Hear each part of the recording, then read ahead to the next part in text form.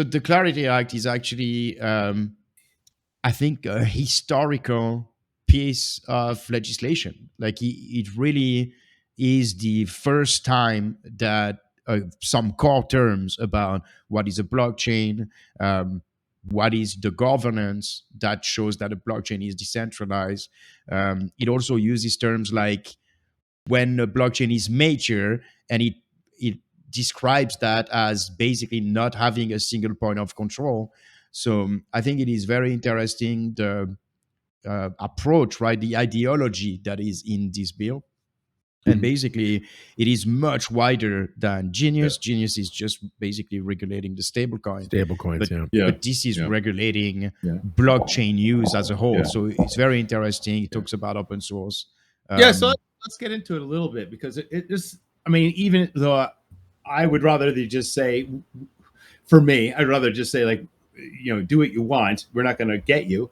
At least there's literally some clarity. We were making a joke before. Actually, Neegs was making a joke before that. This is the Some Clarity Act, not the Clarity Act. So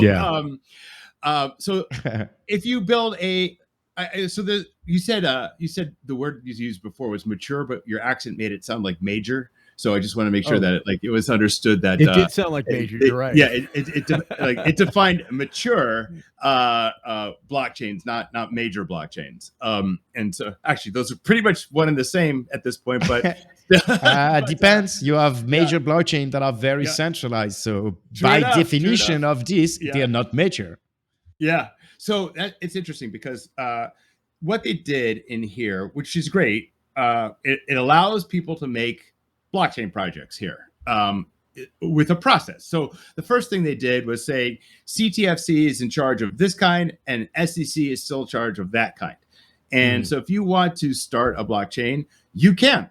It recognizes that blockchains start centralized. If I myself want to start a blockchain, I would register that here's a blockchain. This is what it does. You fill out some forms about the blockchain.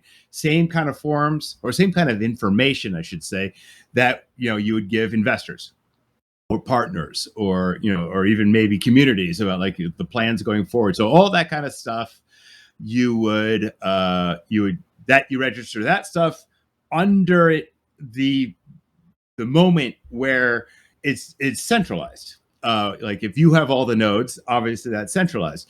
This is the funny part. At some point, you as a central organization declare that this is no longer centralized, and that's the maturity point. So you declare that nobody has more than 20% of control of the blockchain.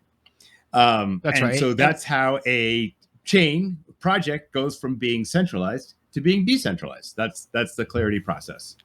That's right. And it could be contested, obviously, but then if you consider that you follow, you can basically declare that it's decentralized. Now, the whole concept of this act is really to talk about investment, right? Like if you want to start your blockchain project, but then you're not asking money from anyone, you're like a developer and you're starting your smart contract, obviously, you're not concerned by that act. But the second you want to raise funds for your project, then you have to register to the CFTC.